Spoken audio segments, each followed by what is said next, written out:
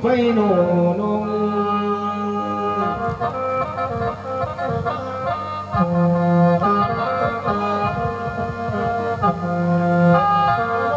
เพียงเพียงเดียวไทยละสร้างของงง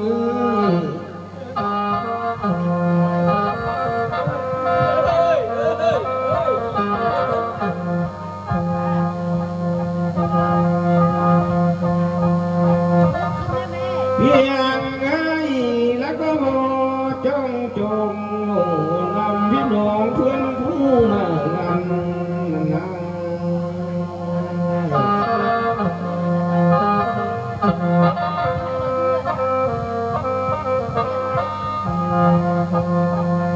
ว่าเดยมื้อนี้แล้วล่ะเอ้ยมันก็เหมือนวันดีน้อง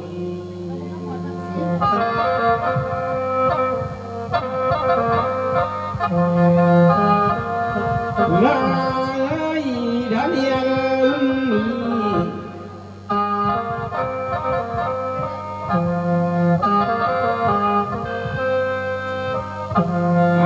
ว่าเพื่อนก็ไปหามีโนก็ได้มันงามแล้วได้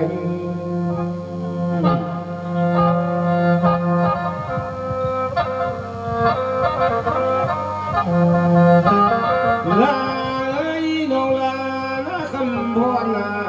แล้วก็ไปหายามนี่ก็ได้มันเพียง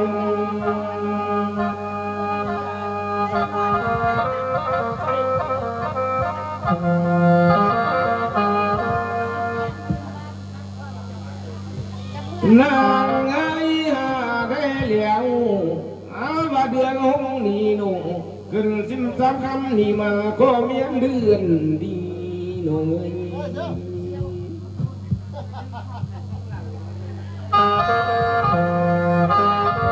เพียงเอ้ยเพียงเวลาลาซาสี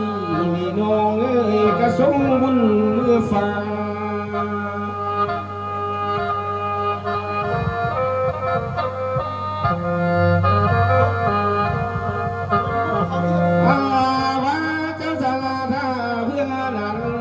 ได้ว่าทุกเต็มกำนาบ้านลงเพิ่นก็ผม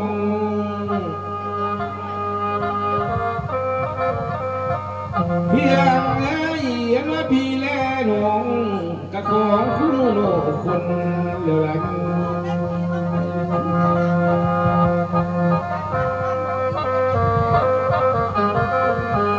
ลายของบุญเลยมือนีโนเพื่อนคนยังแฟนพี่วันนงลาย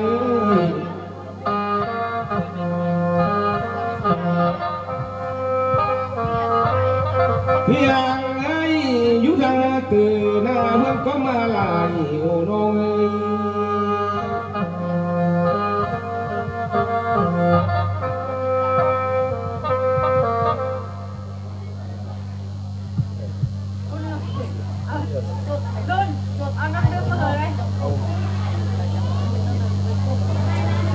เอาอยู่ก่อนเลย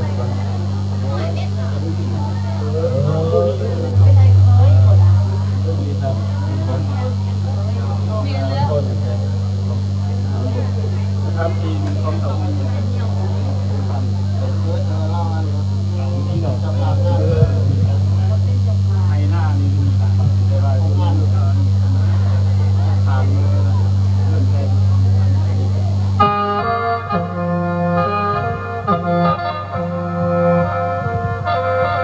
มอลำเมยแพ้วัดตาหน้าเรือก็ได้มาผม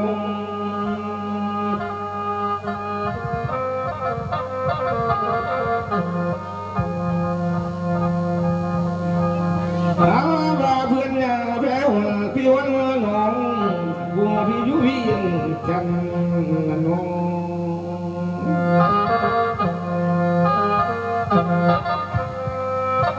นางไอ้เพื่อนผู้มาบ่ได้อยู่ทางพี่น้องก็ได้ฟังเงินคำมาแล้ว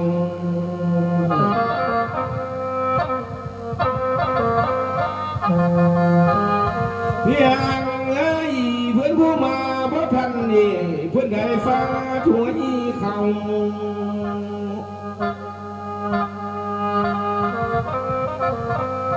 อันว่ามาดันน้ำเพื่อนเจ้าเจ้าโนเมื่อ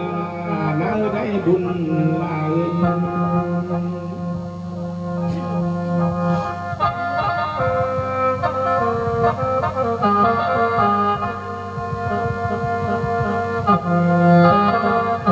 ลายได้มาพอคำนาอันว่าน้ำเพื่อนลมดินจีนันทั้งเพื่อนก็มือโยไร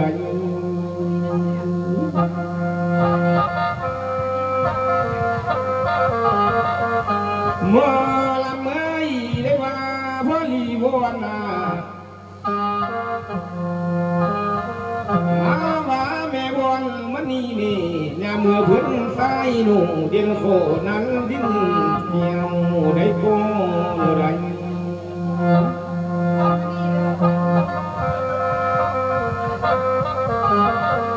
เพียงเอ้ยเพิ่นก็มาก็สั่งนี่ก็เป็นฐานเจดีย์แล้วไร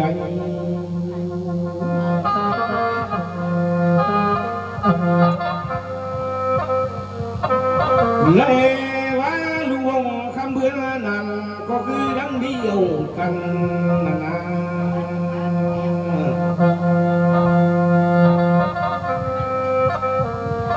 ลาเอ้ยเพื่อนได้ทางยามควันนั้นบ่ให้ได้ท่านลายนี่น้องเอ้ย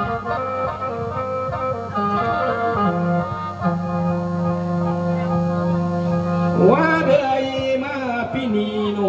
น้องเอ้ยอาว่าดันเดียนมุนนี้เป็นเนื้อเหลียววันมาสางกองบุญ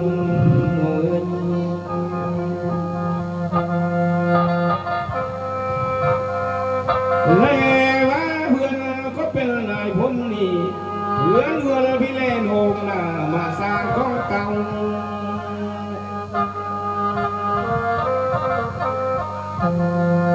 เพื่อนก็จงป้าส่งเพื่อนลงเจอสางกองทางหลังมือนาง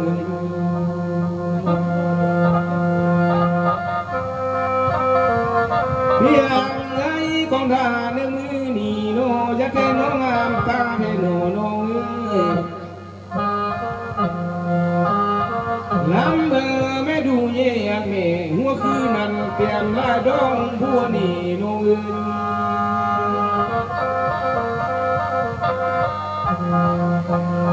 ในบ้ากองทานพระอุ่นคำนาสิยัวเตรียมลายดองคง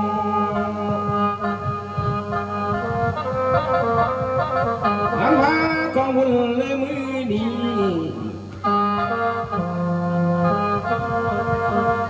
ในว่าเครื่องแห่หวยจงสิ้นหน้ายังเห็นงามตา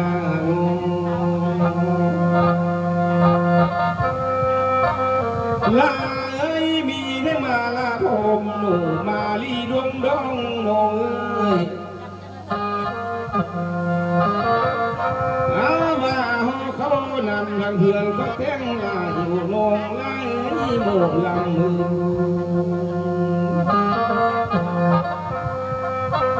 เพียงเอ้ยคุยกันนาเพื่อนก็ตีเงินหวยหนู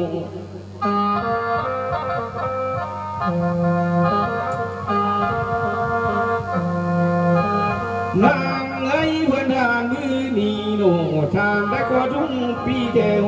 หนูเอ้ย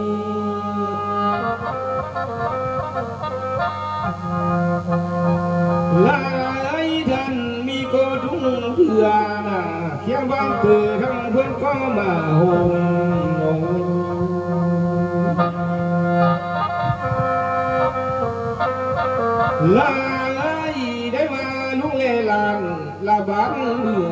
ได้มาเอา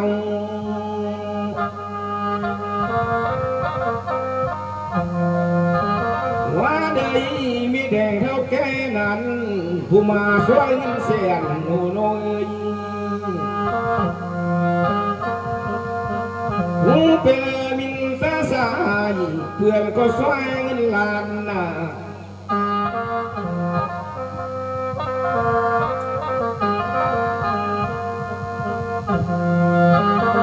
งามเอ้ยได้มาวันยามดีนี่เพื่อนก็ปุ้งเม่งเกี่ยว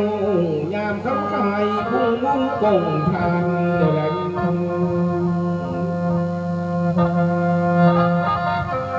หมอลำเอ้ยยินกระชุ่มทุ่มเต้นหน้าวินฝนอาการน้องเอ้ยได้ว่าเสียงโอ้โหพี่น้องเพื่อนปุ้งกงบุญเดิน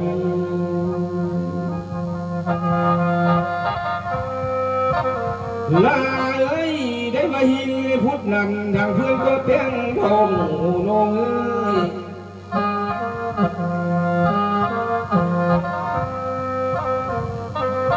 ลาเอ้ยกองทานาเจ้าสาธาก็ทำทวน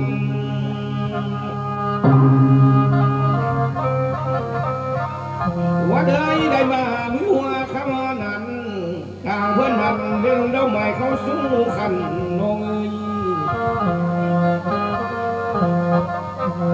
เพียงเอ้ยมือหัวแรงกันน่ะเดี๋ยวดอกช่วงหน้าดอกจังซึ่งเสื้อเก่าขึ้นไว้เจ้าวันเยอะผู้สั่งเลยเพียงเอ้ยได้ว่ามือหัวแรงกันน่ะวันดิบนั้นทางเพื่อนก็ถอยหูน้องเอ้ยบาจางส่งนากระตุนบุญเพิ่นได้สูดแล้วได้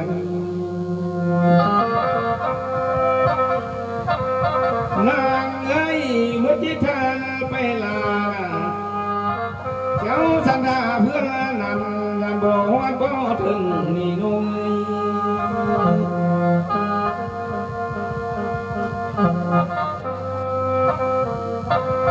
เล่ว่าโนลานะคำพนาเพื่อนจะโทรเศร้านั้นลาคู่โมลำหนุ่ยละมาส่งกองเต่า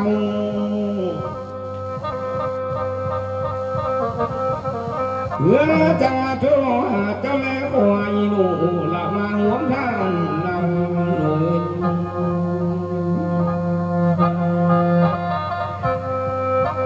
เพียงไอ้มาวันนี้นะไอ้ชิโยดิกาวายหนึ่งกองบุญวเสียคนนั่งเงิน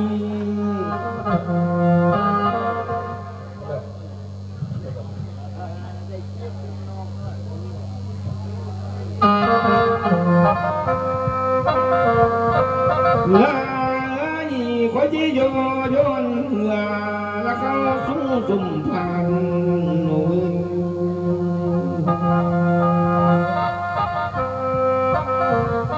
นางเอ้ยลำเบอไม่ดูเยี่ยมแม่น้องเอ้ยฟังว่าพี่แน่น้องเคียงคิดเสเบื่อลานน้อง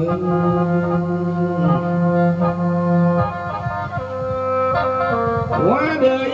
เพื่อนเพียงสามเสือเบื่อไว้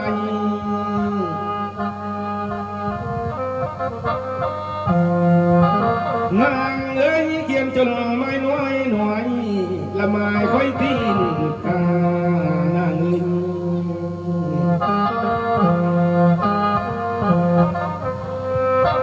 เพียงเอ้ยได้มาฝ่าบุญหำนี่ต้องเจอเบื่อไว้หนูอาบาสุดานีพระข้านทวนเงินพันลาญาเพื่อนนั้นลักเปลี่ยนเพียงไงพระข้าพรนันโนเพื่อนกาหัวยิ้มเยี่ยมน่ะ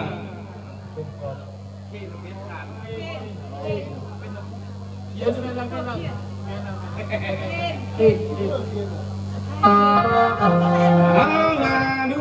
ยาเนดูยาเนพี่น้องเอ้ย ตีนน่ะยังมีมือพลาดงคนสาลามนั้นยังมีมือลงความพี่น้องแน่ว่าถ้าเข็นพ่อละเพื่อนก็ยังเจอบ้านน้องเอ้ยเพื่อนอยู่หันอาหารมาอยู่เพื่อนก็เคียงเจ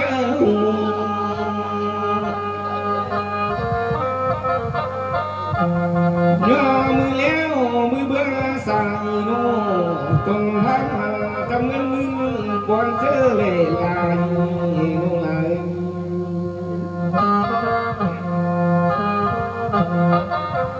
อาบานั่งเข็นพ่อหน้าเพื่อก็มือเบื่อขวาจำเงินเสียงบอนเสื้อเล่หน่วยเมื่อนี้จะมีเจอเจือจอยสวยดอกไม้มาตึงสมพันไว้กันโน่มือเลี้ยง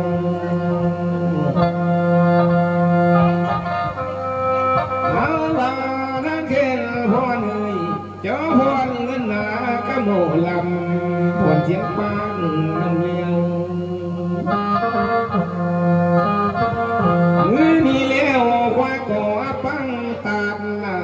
ลาก็สงพรคนหนึ่ง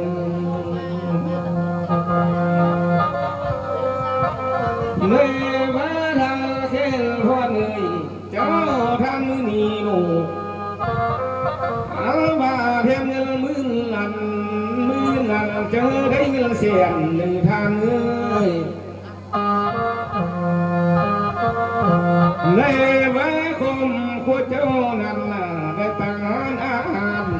ละโนกะหำคนทางใคร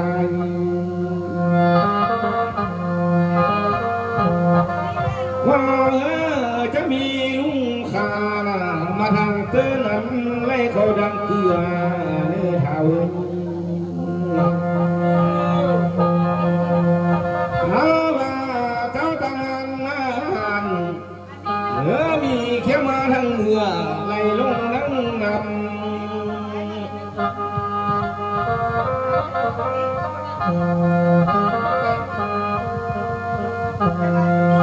ข้าว่าคนเขาหวานได้มาผัวเมียเจ้านั่นนาวิบ่ได้โน่ก็ได้30,000โลลาเขียนผัวนึง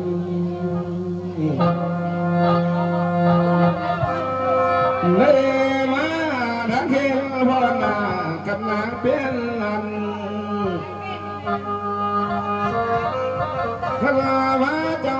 ขายอาหารมือบ่ได้ซ้ำเสียงเงินฝรั่งหนึ่ง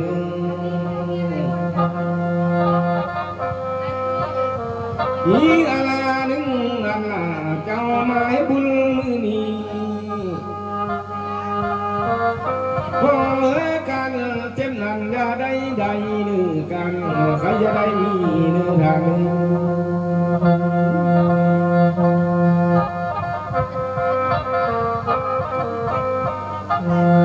แม่ว่าขอความผัวเข็นพ่อหน้าว่าเจ้าเป็นเสือคนหังนั้นเงื่อนไปจุงปีนี่ทางนี้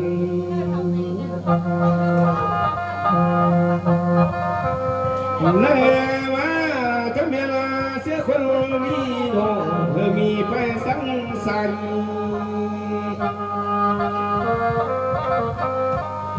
อย่าได้จูได้หายนาสามภาษิงานาเด่น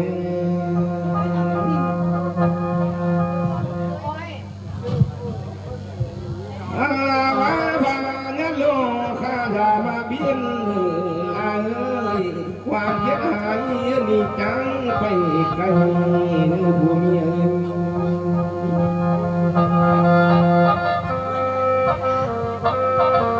เมื่อลำเอ้ยผู้หนึ่งเหลี่ยงสัมตึมแทบส่ง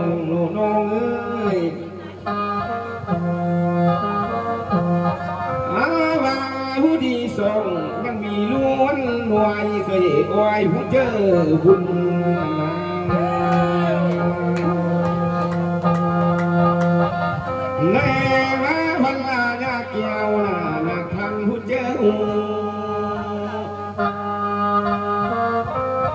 ย่อมือเนื้อได้มาหน้า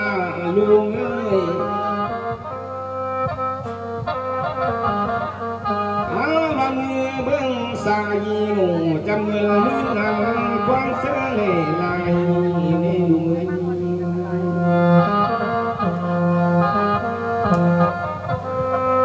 แม่มาลุงมันมีเจอเลื่อมสื่อเจ้ามันมีเงินเสียนและปวดเจอเล่นวันแม่มาพออุ่นคำมือลำบังแม่สองเหียงดูเหียง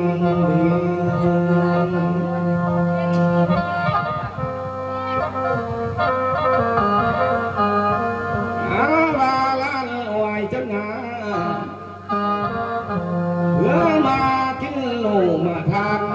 บ่ได้มาเสียลา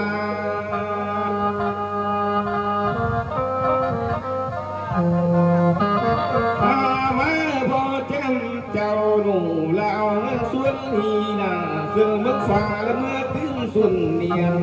ไม่พอ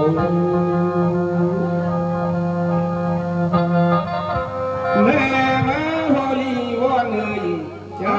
เอาเงินส่วนนี้นะขึ้นเมืองเทียนเมื่อเบื่อถึงส่วนมิง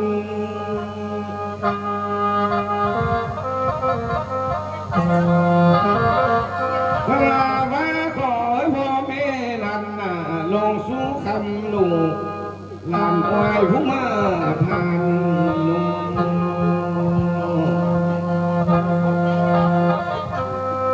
แม่ว่านำตอนนี้เมื่อลาเมื่อจึงรอสวยอยู่จุ่มเจ้าผู้มาทานนั่น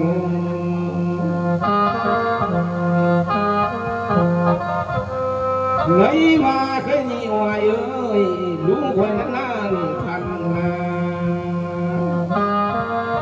เฮ้ยบัวเมื่อเลี้ยวนาแล้วมีลุงนุ่นหนึ่งเคยเอ้ยก็มาซึ่งสายสาแม่มาหัวเมียลุงหวยน่ะก็มีลุงลาก็ซื้อเสียงเฮือนเจ้า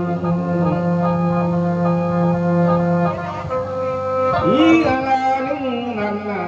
ลุงพระเด่นเบียงนั่นนั่นโง่หยุดทางคนเนื้อเลือนก็เงินเดือนคนเนื้อขึ้นเด่น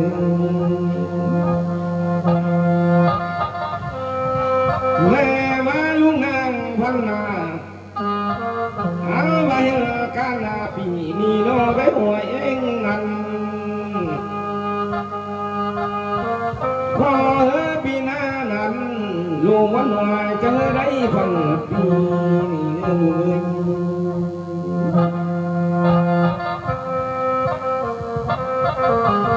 อีอะไรนึงนั่นน่ะหัวเมียลุงนั่งโง่สาวดาวจังมันเกียนเด่นสาวจังมันขึ้นพ่อ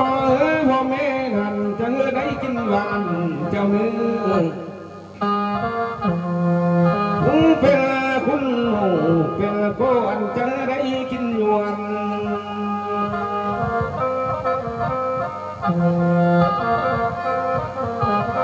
ว่าหัวเมียลาวันลอยน่ะเฮียเบียงลังนั่งหยุดสั่งเพื่อนเลือนกันเงินเดือนเพื่อนคืนลุยปีนี้ขันเทิงเพื่อนเรื่องสัตว์น่ะปีน่ะเลื่อนนายเนื้อลุย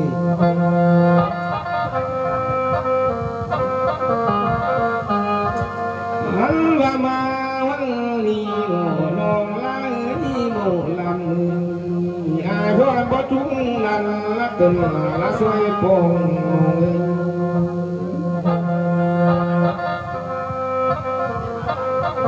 เพียงเอ้ยใส่พวงบ่ทงบ่หลับนางสวยเบามือนี้แล้วเจ้ากำคอย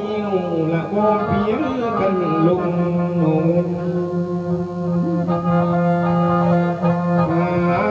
แม่เกี้ยวถึงเสือผู้มิ่งโง่ลำลองไล่เด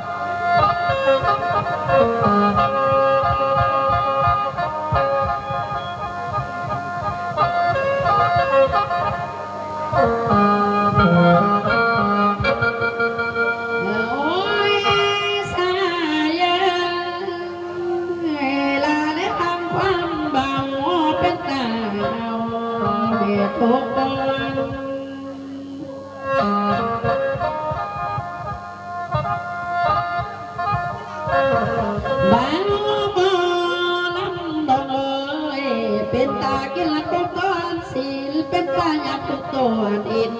เดไอ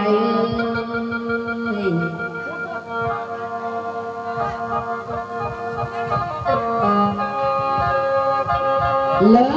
บางความป้าไอนาสวามานัวเทเล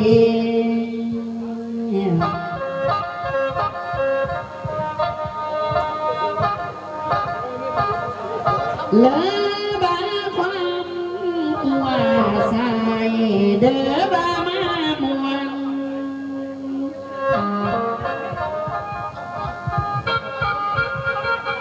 บ้ามองลำดองเอ้ยเสียงไงเป็นควนควรหน้ามวนวัดดองกับไอ้หมอลำได้ไอ้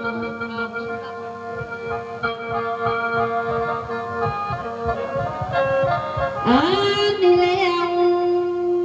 ลาที่เบาเด้อนำเจ้าเด็ดหนีผู้ใดเป็นมากว่านึง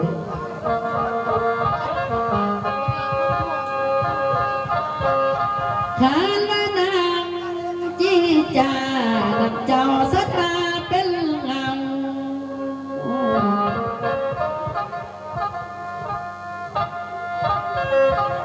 ขอจีเบาจอยจอยคอยเล่าอังเสริมแม่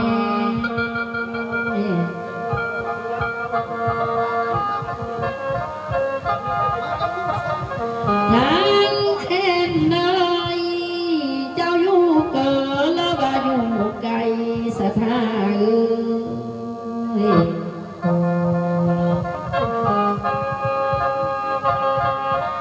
เจ้าอยู่เดินแล้วว่าอยู่ดอกเดทานเกน้อยเจ้าอยู่ขอบนาแล้วว่าอยู่กลางเดน้อย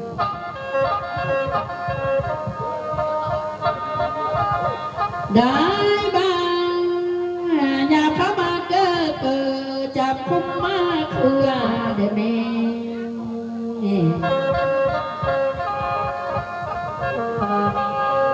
เจ้าสถาผู้ที่ทรงจิตฐานควรเป็นสื่อ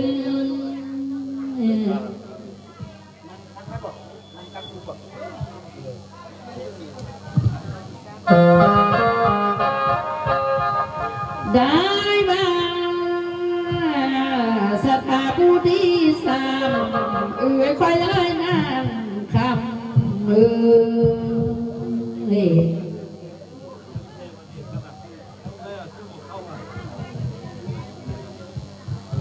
ได้บ้างที่เจอแล้วได้ว่าจะได้น้องเปียได้น้องกินข้าวบ่เลือกเพียงคุณนา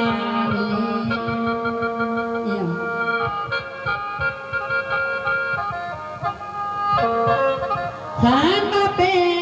นให้น้องกินปลา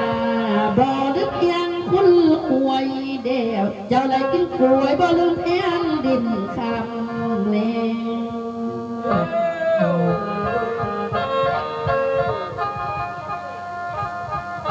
ได้มาผู้ที่สีนีนาเอิญสิว่าพันตุยเสือดาวลูกมาเสียนะแม่ละเอ้ย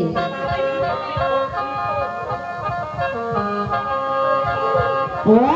สันแม่พันตุยเอ้ยเสือนับเบียมันนั่งลม ม่เสือนาฟิและน้องนางเอกกองบุญละเว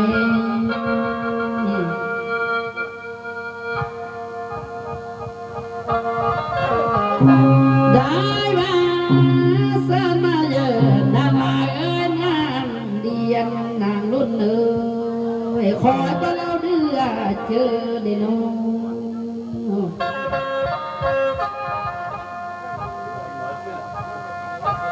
ยังมีทางสอนเยอะสุขจะมีไอ้น้องมีอยู่หลายคนนี่แน่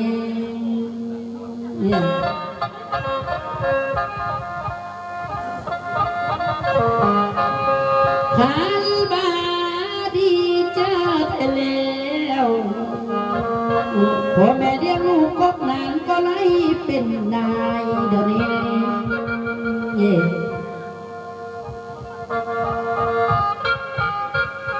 พ่อแม่เลี้ยงลูกกลางก็ไล่เป็นนายอันเดียวลูกเคยลาก็ได้นายคนเดี๋ยวนี้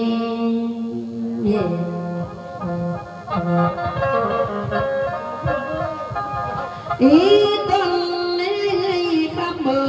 ยผัวเจ้าเลยเป็นเจ้าพ่อแม่บ่ได้ไม่น่าเอื้อ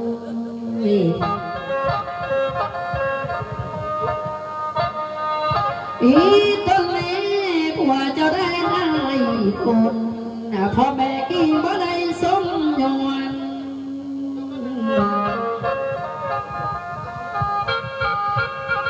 แม่เอียงแล้วพี่น้องเอ้ยพ่อแม่บ่อยากหลงเมืองลงเสียง่ายนะนะ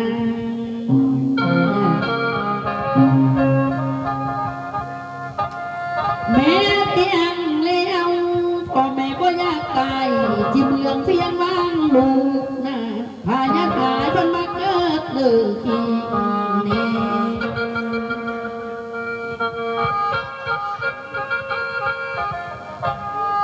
ลานางนุ่นเลยนางเรียนน้อยขลาสุ้มเลยไอ้น้องสุ้มเจ้าจังเบิ้งเงียบเดียวได้เนื้อ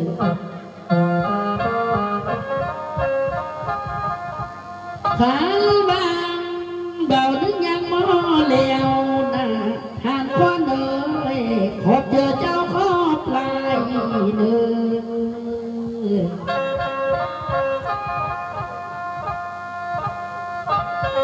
โอ้ยทานคนเอ่ยขันที่เอิ้นอายยังเลี้ยงลานสายดีน้อง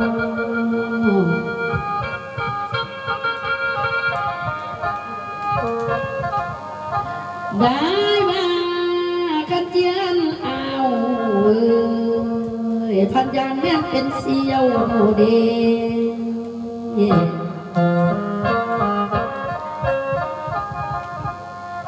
ขันบาดีเจอเด็กคนน้อยเหตุเบียดน้ำลัดนี่เจ้าพระได้เป็นนายเดี๋ยวนี้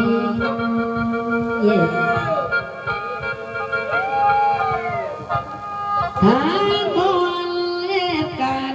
พระได้เป็นนายอันเดียว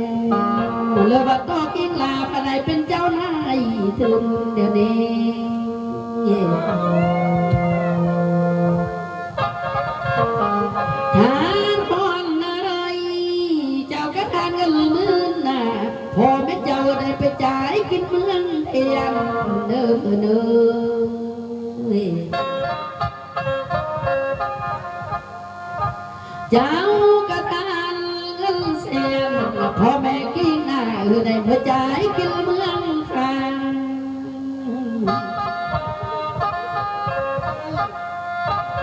ได้บางเงินส่วนนี้น่ะขอเป็นขวดแก้วยืนทางพ่อแม่ไตเด้อ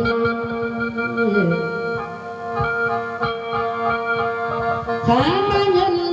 ส่วนนี้น่ะขอเป็นขวดแก้วพ่อแม่ไตเมื่อบนเด้อพ่อเด้อได้บางทางไปเดียวน่ะบอกเงินมือนั้นจะมาตึงส่วนเนียนเจ้าใด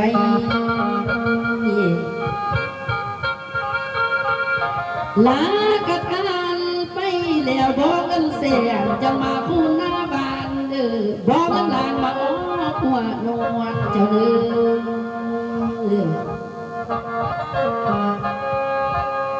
หันไป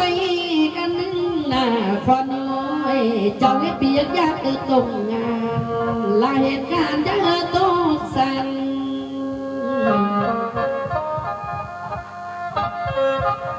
หามาเจอเหตุการณ์มีสิทธิ์นั่งเบาเจ้าผู้เยอะของเมืองเด้อ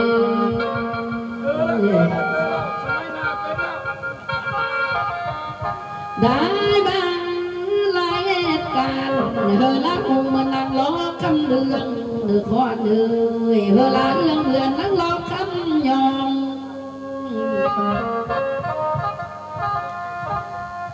หันไปกันนึงหน้าเลี้ยงลูกก็เกยพอได้เป็นนายละเม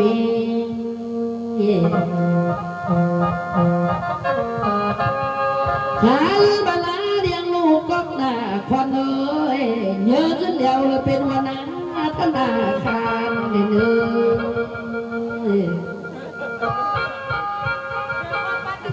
ลาผู้เดียงลูกกลางเป็นนายการค้าแม่ลูกก็สอยเป็นเจ้าการเงินเนื้อ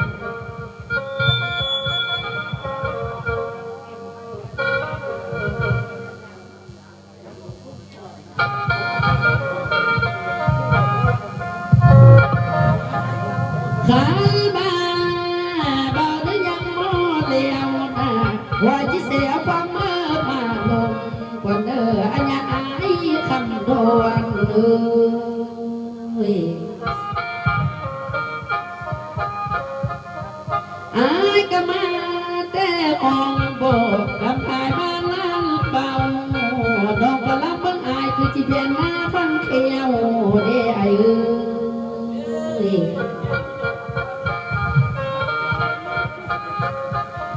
อายคำตอนเอ่ยดอกก็ล้ำเบิ่งใส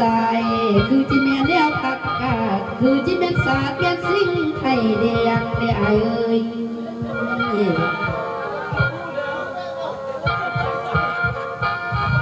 โอ้ยอายคำตอนเอ่ยอายก็มามื้อนี้เอาลูกมาเสียบอกว่าเด้อเอาเมียมาปลอม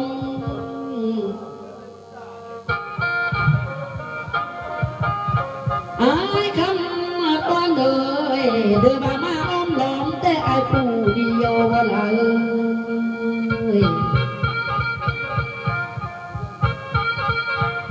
ขานมาผู้เดียวอาย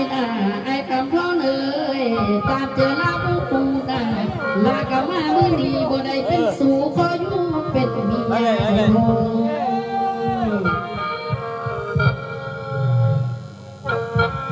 อายคำมาตอนเอ่ยตามเจอน้องสายเอ่ยคันบ่ได้เป็นเมียนางที่ขอเป็นลูก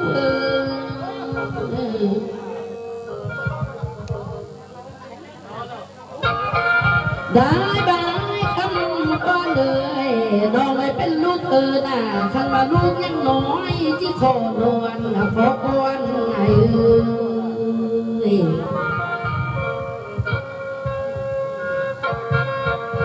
อายคำก่อนเลยลูกเจ้าเยอะขึ้นแล้วจังลักเกี่ยวอีโฟกินน้องขันมามือดีดาไอ้คำก้อนเลยไอ้พยักสู้ละขอเสียได้ไหม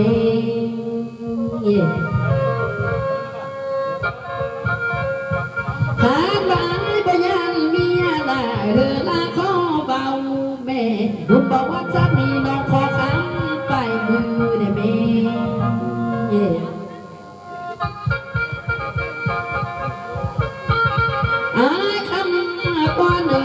บุญบอกว่าซาดีน่าหมดลำคอถือไปกอยแม่นอกก็จำน้อยจอยก็ปานได้เป็นเมียเดี๋ยว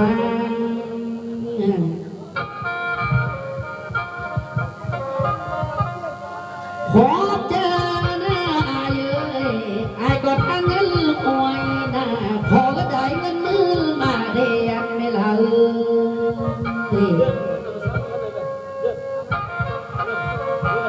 ไอ้คำป้อนเลยไอ้กระป้อนเงินเสียน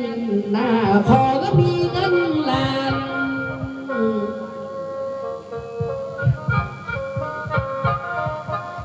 ไอ้คำป้อนเลยไอ้กระป้อนเงินล้านน่ะพอได้เงินล้านเงินตื้มละเอือนละเลย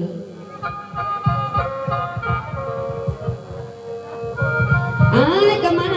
มือดีน่ะคำพอเนยไอ้มีความเศร้าอยากได้ก้อนเพียงบ่ละ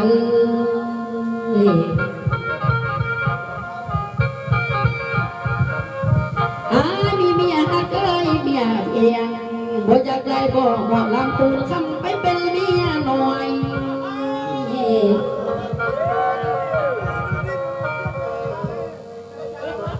ลาเลยเป็น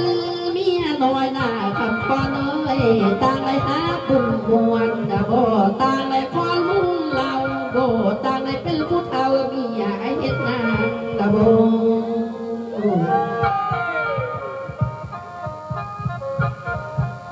ได้มาต่างเลยเป็นแม่น้อยหน้าสายบางเทื่อที่ได้ของดีเมื่อตัวนี้แม่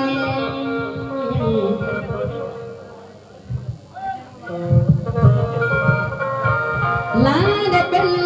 แม่น้อยน่ะบางเดือนที่ไล่ลูกน้อยเมื่อตัวที่แม่ทิ้งไอ้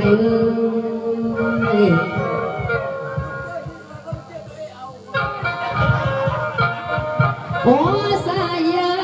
น้องอยากเป็นอายเด็กอยากไปกับห้องน้ำเป่าบุญเอาหน้า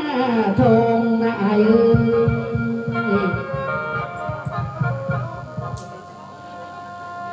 หามา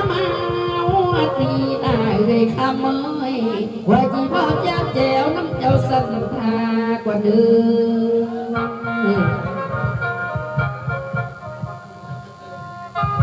น้องก็ดี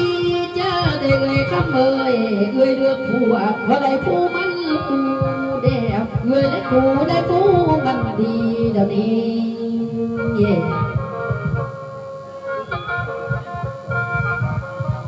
เอ้ยคำไม่ก็สร้างยาวก็เม็ดบอนมันเจือนเดี๋ยวนี้เอ้ยสร้างเอื้อนก็บอนมันห่าง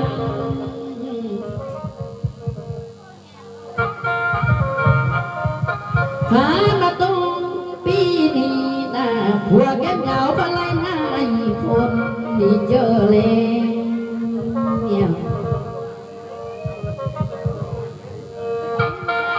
เอ้ยไปเลยก็เป็นนี่แล้วนะเบิ่งแหงเอาพี่และน้องกับทั้งเอื้อนต้นเอ้ย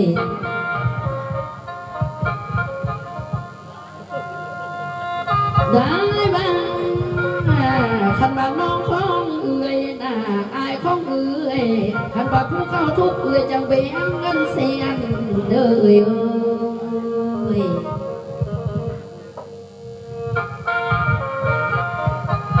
หามาน้องของเอื้อยผู้เข้าแขนเอื้อยจังแม่เงินล้านผู้เขาทุกเขาอยากมีแต่ญาติน้ำตาเลย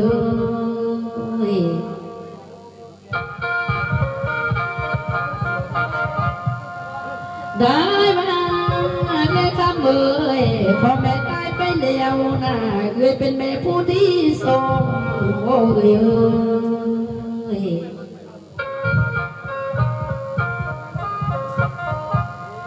หันมาครอบครัวของเจ้านะอย่าเลยทุกข์เลยยากอย่าลำบากกินเจอคำมือ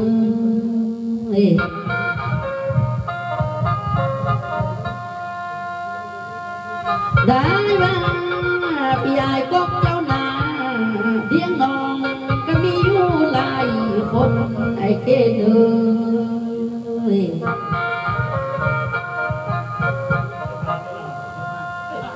พอแม่เลี้ยงซุ้มเจ้าน่ะเลี้ยงถูกแม่เลี้ยงยากเลี้ยงขาเลี้ยงเคินนี่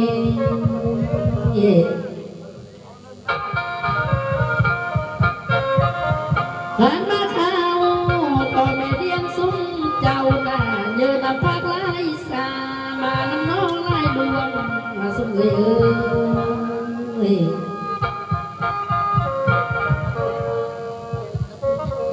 ได้บัดอันเช่นเอ่ยทานควรคำมือเยอะนำหัวป้าพี่น้อง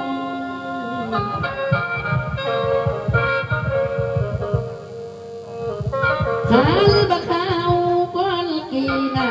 แม่เจ้าเอ่ยทางตีนเพิ่นได้ตั้งเขาทางมือผัดมุกกวดเกย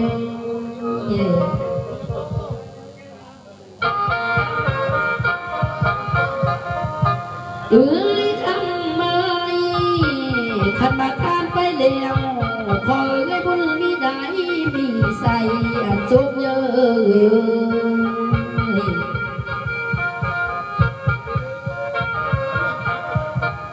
ขาพ่อเมีย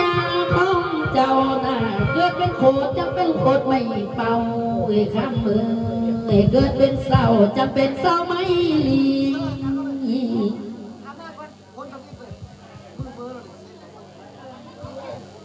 ได้มาไอ้พ้นเอ้ยเจ้าจะได้อยู่นี่เป็นว่าคุณเดือนเดือ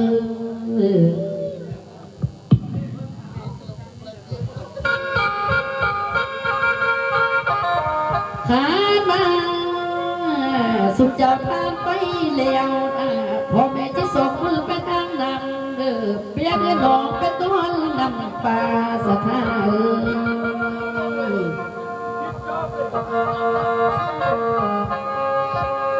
พ่อแม่ทานไปแล้วนะพ่อแม่ที่ส่งมือไปทางนั้นเจ้าจะไปต่อเอาน้ำเขา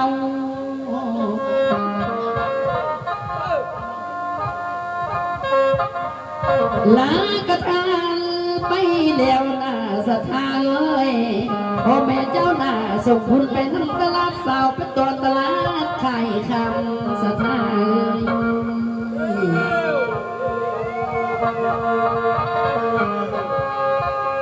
โอ้ยเดือเฮียนเดพ่อแม่ยวนเต๋อเข้าเอิญมาในข้อหนึ่ง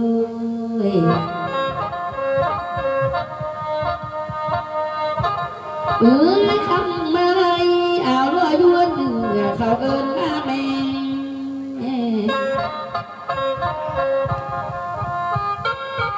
เลิกมาแปรเดือยน้องซุ้มเจ้าหน้าพอจีมาสวยแก่ตั้งแม่กระบอกมีต้นเด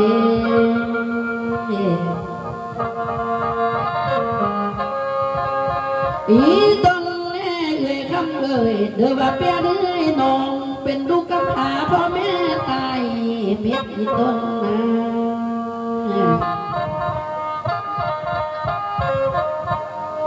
ผัวเมียจุ้งเจ้าหน้าพี่บอกได้ใส่เจอใส่ขอนอนงั้นคาง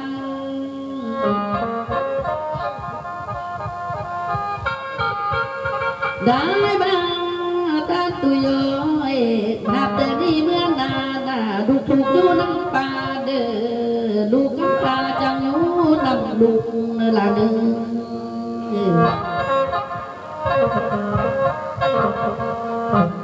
ผ่านมาวัดดีน่ะลาจิยอได้กาบันสถาใบยัน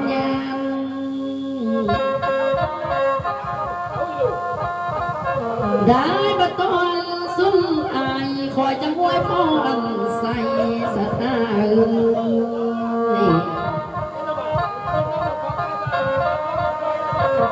ขายบะเม็ดนึงแล้วคอยจิกาลางทรงลาที่ป้องไปได้หลายเดียวทวนที่กว่าเดิม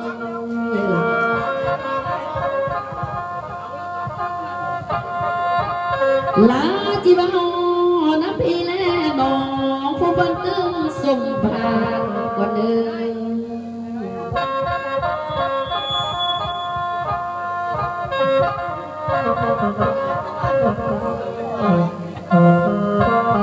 ขอเจอ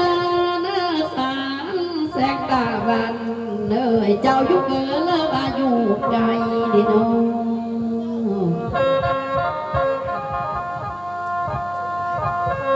โอ้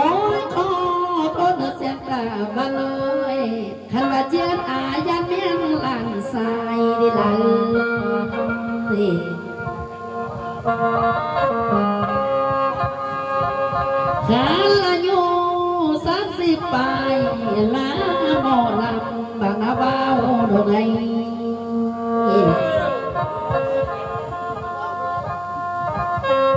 ทานคนได้แสงตาบ้านเอ้ยเว้ยคุณคำนี้นาเท่าบ้านเดียวจะกินข้าวกับแกงนั่งโอ้ดู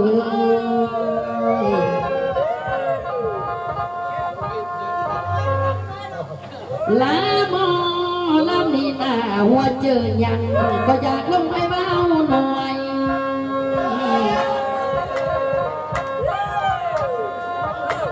แม้แต่หมอทางก้อนเลยข้าพเจ้าน้ำบ่าวพ่อเมียของเสียยังใดบอกจะน้ำไอ้เบาหน่อยก็ตัวเกิดเนื้อดี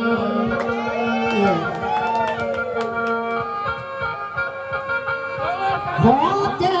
นะละเสียตาบ้านเอ้ยเบอร์มือหนาต้นละโบแดงเลยขอเจอนะเบอร์เสียง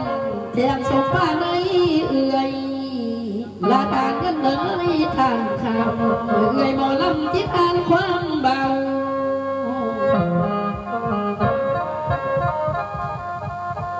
ลาเสียงตาบ้านเอ้ยรายการเป็นโตกระโสน้องลาได้นายเด้อดี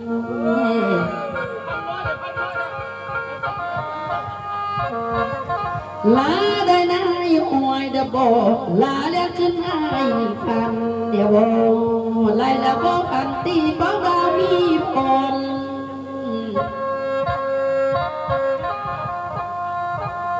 สาธุเนอ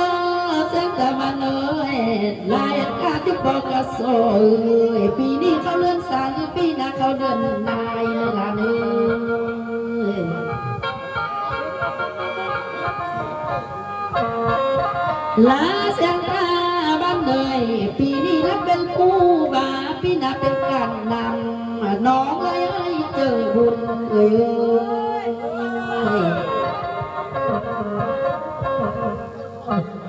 สาธุเนอ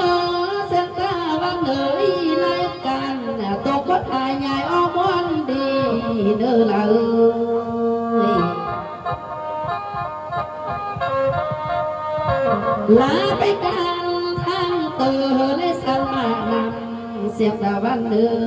ยไปทางเหนือหลายนายมาปอม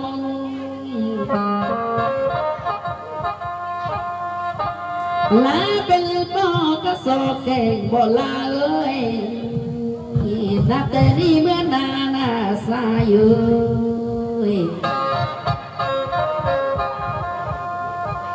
ขายบ้านเดือนเฮ้ยไรกินไรขันแม่สันตำแหน่งดังเขาเลื่อนเลยไม่ละเอ้ยการรายการยุบองอาสอปีนี้เป็นผู้บาดลาเอ้ยปีหน้าดักได้ง่ายฟันเด้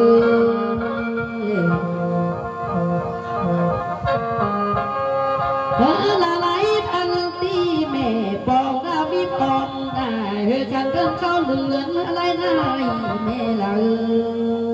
อ้ยเฮ้ยเจ้าได้พันโตได้เนื้อ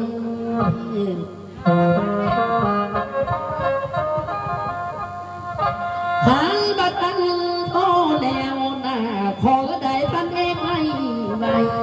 ความเลยเบาอย่าเหินเป็นพักผู้เดียบดวงสะใด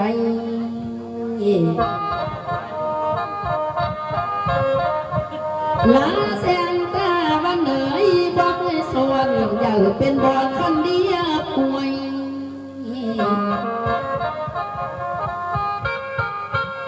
ขายใบกันนึงนะเสกบ้านเอ้ยเลยครับอย่าบ้าเอ้ยตาอีกเลยมาอย่าบ้าเอ้ยสั่งลาก็เป็นลูกข่าวอย่าอยากได้มียาเด้อน้องเอ้ย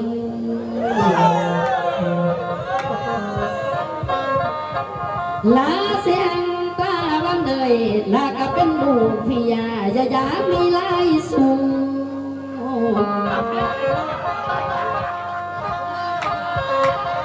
ลาเสียงตาบ้านเอ้ยฮักกับแม่เมียเพียงใจ จ้าหน้าเงียงเอาเนื้อเมียเจ้านางเขามีอามูลเลยล่ะ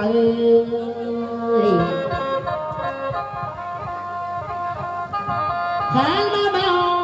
หนึ่งเดียวควาจิกายล้างซองเนื้อควาจิป้องไปเบาไหลเดียวมันพุทธีกว่าหนึ่ง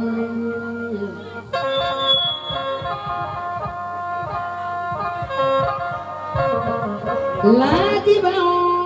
น้ำพี่แน่นองน้ำพานินปัญญา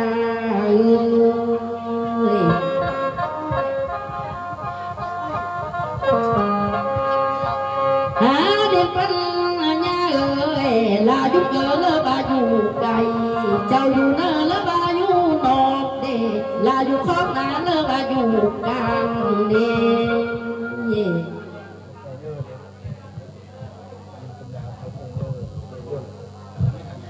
ถ้าเดียปัญญาเจ้าอยู่ทางเดินยกมือแม่หูคำเม้นนา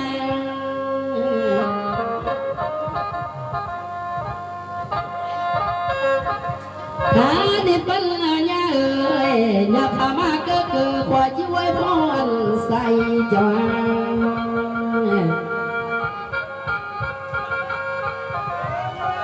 โอ้ยเสิร์เมตานิลปัญญามานั่งน้ำควายหน้าบาดปากลาบัวเอาเป็นผัวกระเดือ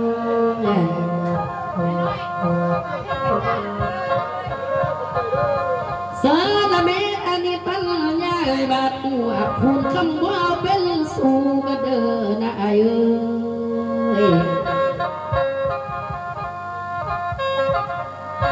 โอ้ยเสิร์มาละแม่เสิร์มากินข้าวต้มล้มแก้วแล้วจิ้มมือแม่ว่าเด้อ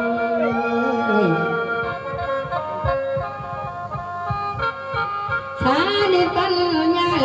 เห็นบ่าหม้อลำเผาต้นไอ้ก็อย่าคางไม่ละ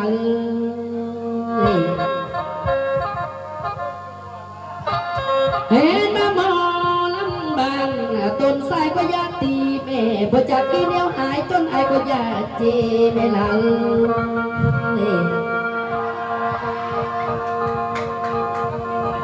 บ่ใส่เอ้ยบ้านนั่งน้ำนองน่ะบ่ได้ขายบางเถื่อก็ได้เปียล่ะเอ้ยบ่ได้เมียบางเถื่อไรสู้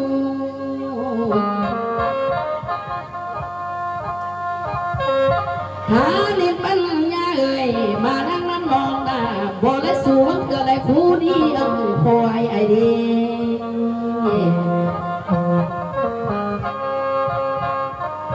ขอเจอเนื้อตาในปัญญาเทียมสงฟ้าเนื้อพอเธอละบุญมีละเม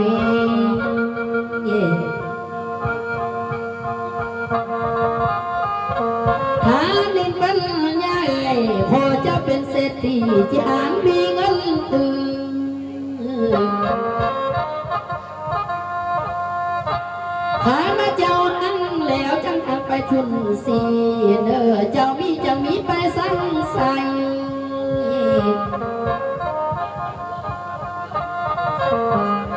ได้มานักแต่นี่เมื่อนาดาบริษัทก็สารจังขึ้นยงเม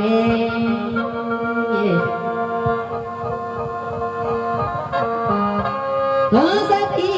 มันเตือนเข้ามาสวยทงเงินทางเอ้ยมีปัญญาคอย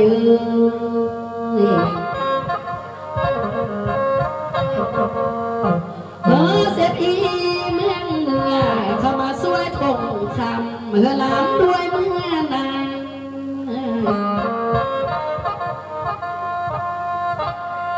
หาเด็กปัญญาเอ้ยมีเงินแล้วนะเจ้าก็มีคำแล้วสู่เท่าเมืองแม่อยู่แก่เมืองคนเนื้อไอ้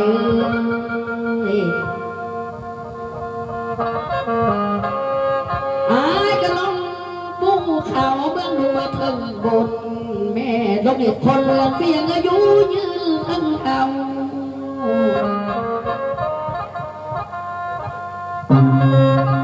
ขอไอ้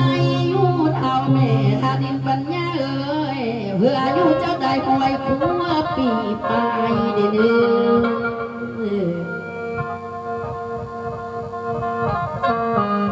บ่าวนึงยังบ่แล้วนะว่าจะเสียความมาบาลงกว่าเดิม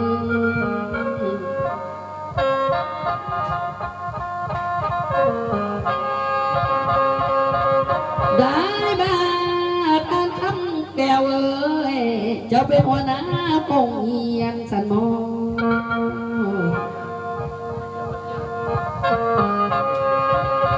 ลาป่า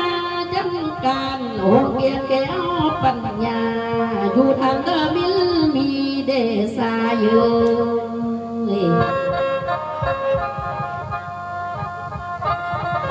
ข้ามาทางคำแก้วเอ้ยอย่าเข้ามาใกล้ๆเอาอะไรสู้ละสิบเบิ่งเม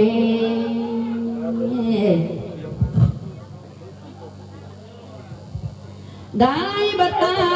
กันแก้วเอ้ยคุณคำว่ากลัวความผิดหน้าอย่ากอดคอล้มแกม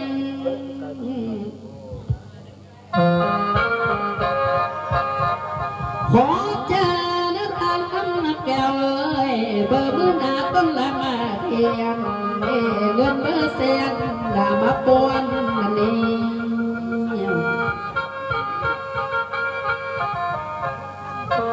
แม้แต่บ่ตั้งคำแก้วเอ้ยพอเจ้าหน้าบ่งคำหน้าเพื่อนนักร้องเมืองลุงเสียงไงบ่ละเอ้ย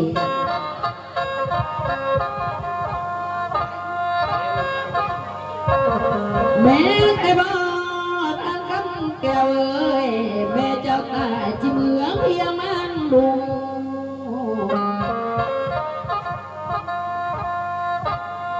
ลากระปอนเงินมื่นนาพ่อแม่เจ้ามาจ่ายกินเมืองเอียนเนื้อละเนื้อลูกจะปอนเงินเสียงผัวเมียเต่าเจ้าหน้าเมื่อจ่ายกินเมืองทาอยากกินข้าวเงินมือไปเดียงปิญญาเนื้อหาบักว่าเมียเท่าเจ้าหน้าอยากกินเลี้ยงเอ้ยกินยาเอาเงินแสนไปป้อนเด้อเนื้อ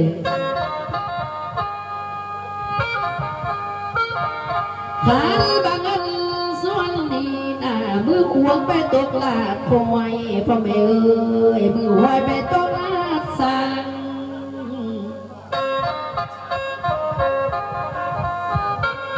หาบักบุญส่วนนี้บลามีอยู่ทรงได้เดือหา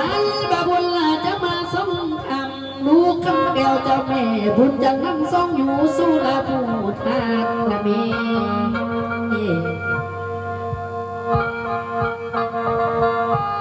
ได้บัตรคำแก้วเอ้ยทานเมื่อมีทานคุ้มค่าบาเด้อเด้อทานหน้าข้าก้อยทานหน่วยได้บุญลายเด้อเด้อ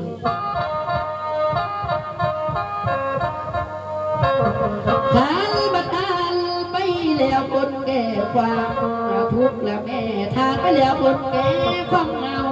คำแก้วเอ้ย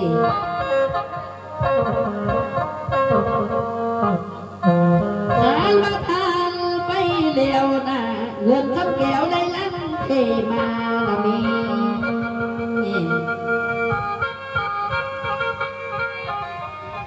ทานเงินตาเงินตาจังได้มาสู้มือจำเตือ